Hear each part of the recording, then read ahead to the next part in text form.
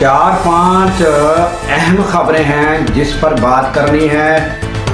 सबसे पहले तो हम आपको जो जलसा हुआ है पेशावर में पीटीआई का उसके बारे में बताएंगे कि क्या खोया क्या पाया और ये जलसा क्यों कराया गया, इसके मकासद क्या थे। उसके बाद मरियम नवाज ने तनकीद करने वालों को क्या कहा ये भी हम आपको बताएंगे। उसके अलावा ईरान पर दोबारा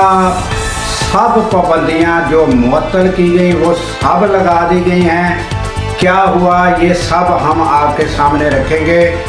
उसके अलावा नाज़रीन गज़ा का मामला कि गज़ा में क्या सूरत हाल है और अब क्या होने जा रहा है,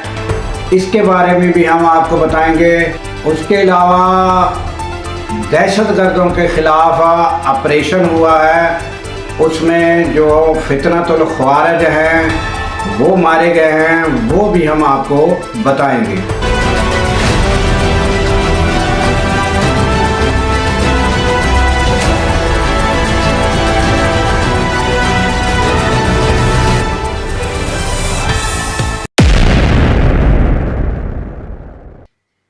अस्सलामुअलैकुम, मैं हूं अब्दुल गफ़ार।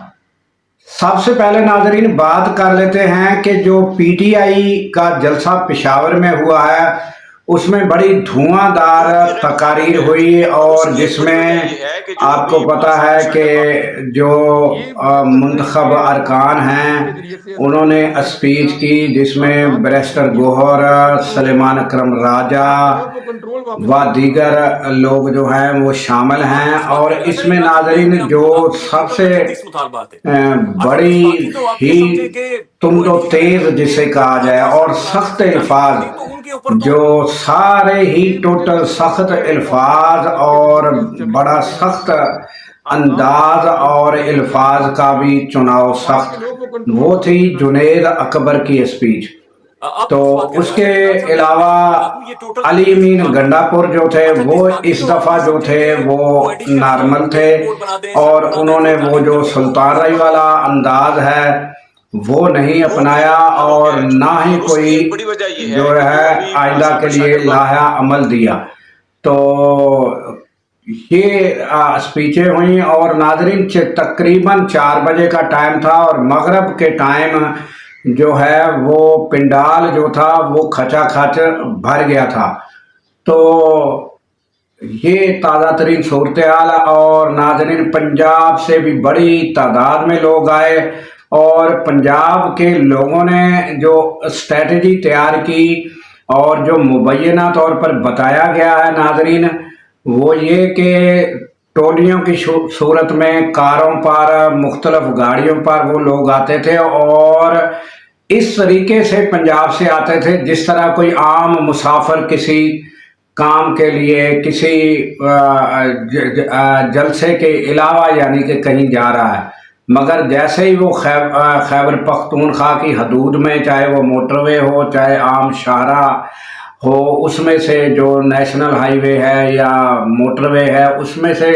जब वो हदूद में दाखिल होते खैबर पख्तूनख्वा की हदूद में उस वक़्त वो अपनी गाड़ियों से झंडे भी निकाल लेते, बैनर भी गाड़ियों पर नज़र आने लग जाते। मगर वो पंजाब से जिस तरह आगे जाते तो ये सारा कुछ मंजर नज़र आने लग जाता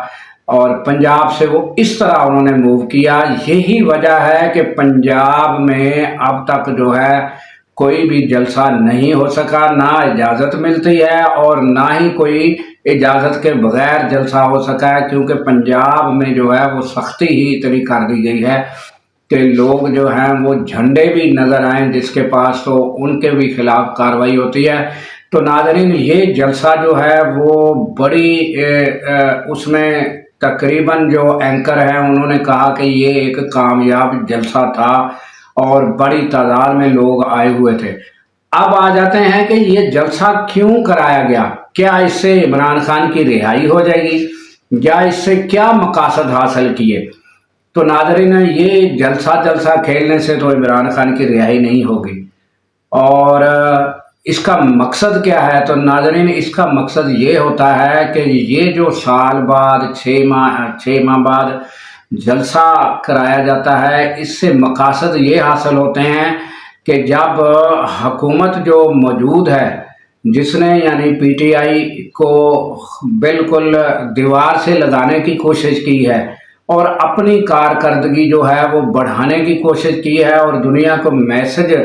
دینے کی یہ کوشش کی جا رہی ہے کہ اب جو ہے وہ پی ٹی آئی کا نام لیوا کوئی نہیں رہا اور پی ٹی آئی جو ہے وہ بالکل ختم ہو گئی ہے۔ تو یہ دکھانے کے لیے اور دنیا بھر میں یہ میسج جاتا ہے کہ لوگ جو ہیں وہ کس کو لائک کرتے ہیں، کس کو پسند کرتے ہیں، اور موجودہ جو یہ حکومت ہے یہ اتنا بڑا جلسہ نہیں کر سکتی۔ تو پاکستان میں اس وقت بھی مقبولیت کس کی ہے، یہ یعنی انٹرنیشنل میڈیا تک اور دنیا تک اور ہیومن رائٹس تک یہ میسج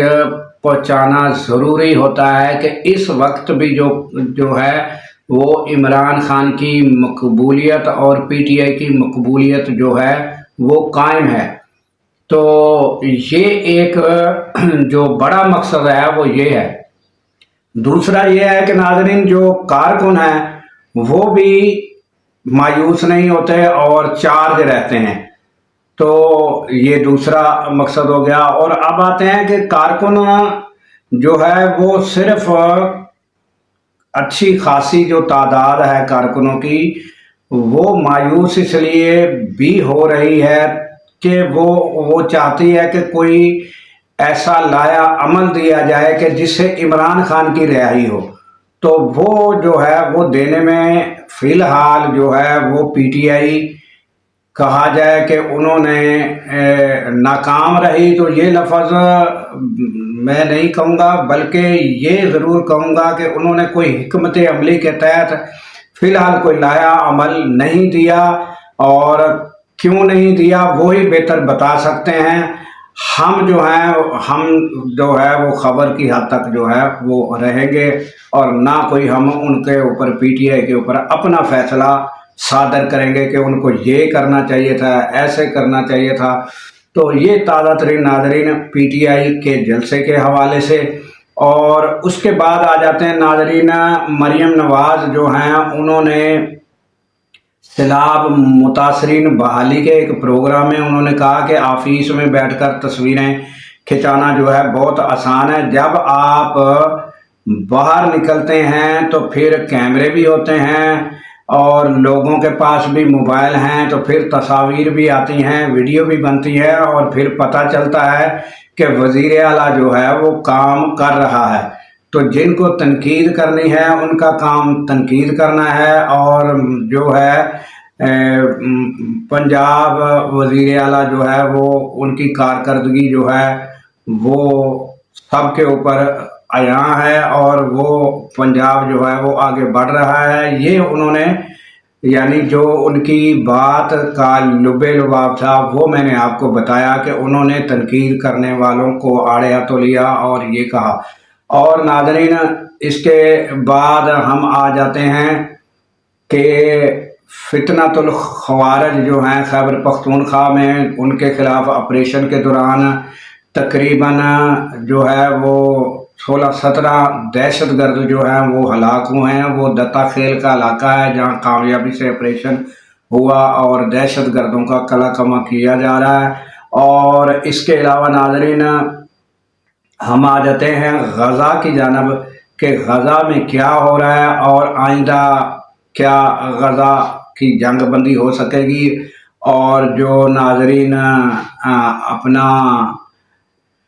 سمود فلوٹیلا ہے وہ رواں دواں ہے،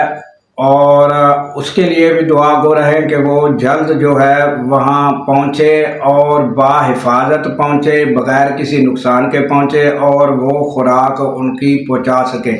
تو ناظرین حالات یہ ہیں کہ جب سے یہ معاملات چل رہے ہیں غزہ کے بارے میں اور گفت و شنید ہو رہی ہے، فیوچر پلان بنائے جا رہے ہیں۔ آپ کو پتہ ہے کہ گزشتہ ویڈیو میں میں نے ساری تفصیل آپ کو بتائی کہ اب جو ہے وہ فیوچر پلان کیا ہیں۔ تو ناظرین اب دیکھنا یہ ہے کہ کیا یہ جنگ بندی ہو پاتی ہے، کیا انتظامات، جس طرح گزشتہ ویڈیو میں نے کہا کہ ٹونی بلیئر جو سابق وزیر اعظم رہ چکے برطانیہ کے، وہ سارا انتظام سنبھالیں گے، سربراہی وہ کریں گے، نیچے کون کون سی ملکوں کی افواج ہوگی، یہ سارا آنے والے دنوں میں پتہ چلے گا۔ اس کے علاوہ ناظرین، سلامتی کونسل جو ہے اس کا اجلاس ہوا ہے، اور ناظرین امریکہ پر جو معطل کی گئی پابندیاں تھی وہ بھی لاگو ہو گئی ہیں۔ تو یہ ناظرین 4 حمایت میں ووٹ آئے، 9 مخالفت میں آئے، اور تقریباً 4 جو ہیں وہ آؤٹ رہے۔ تو یہ ناظرین حالات ہیں کہ اس پر دوبارہ سب پابندیاں لگا دی گئی، اور آپ کو پتہ ہے ناظرین کہ ایران جو ہے اس پر کتنی بمباری کی گئی، کتنی نقصان ہوا، اور ڈونلڈ ٹرمپ کا یہ بیان تھا کہ اب جو ہے یہ یورینیم افزودگی کا جو اور ایٹمی جو پروگرام تھا وہ ختم ہو گیا ہے، اور ہم نے اس کو تباہ کر دیا ہے۔ تو پھر یہ پابندیاں کیوں، کس لیے یہ پابندیاں عائد رکھی گئیں؟ تو یہ ناظرین، یہ جو طاقتور ممالک ہیں ان کا دورہ معیار ہے، اور مجھے بتائیں کہ کیا ہمارے ممالک جو مسلم ممالک ہیں اب کیا ان کی پابندیاں ختم کرا سکیں گے؟ کیا آپ یہ دیکھیں کہ جو مسلم ممالک ہیں وہ سب مل کر بھی صرف امداد تک جو ہے وہ غزہ میں نہیں پہنچا سک رہے۔ تو ہماری مسلم امہ کی حالت زار جو ہے وہ اس سے پتہ چلتا ہے کہ ہم کہاں پر پہنچ چکے ہیں، اور ہماری دنیا میں کیا حیثیت ہے، اور ہماری کیا پاور ہے۔ یہ آپ کے سامنے مثال موجود ہے کہ وہاں بچے بھوک سے مر رہے ہیں، بچے بھوک سے ہلاک ہو رہے ہیں، عورتیں ہلاک ہو رہی ہیں، مرد ہلاک ہو رہے ہیں، مگر مجھے یہ بتائیں کہ کوئی مسلم ممالک جو بڑی بڑی طاقت کے دعوے دار ہیں، کیا وہ خوراک پہنچا سک رہے ہیں ان کو؟ اور یہ کیا ان کا حق نہیں ہے کہ ان کے پاس خوراک پہنچے؟ تو اس حق پر بات کرنے سے بھی گریزاں ہیں، پہنچانی تو کیا ہے۔ تو ناظرین، یہ جو سمد فلوٹیلا ہے اس کے لیے دعا گو رہے، اور اس کے ساتھ ہی مجھے دیجیے اجازت کہ اللہ تعالیٰ پاکستان کی خیر فرمائے، پاکستان کی سرحدوں کی خیر فرمائے، اور سرحدوں پر معمور ہمارے جوانوں کو اللہ تعالیٰ شاد و آباد رکھے، کیونکہ ناظرین جب ہم راتوں کو سو رہے ہوتے ہیں وہ سرحدوں پر جاگ رہے ہوتے ہیں۔ اللہ حافظ۔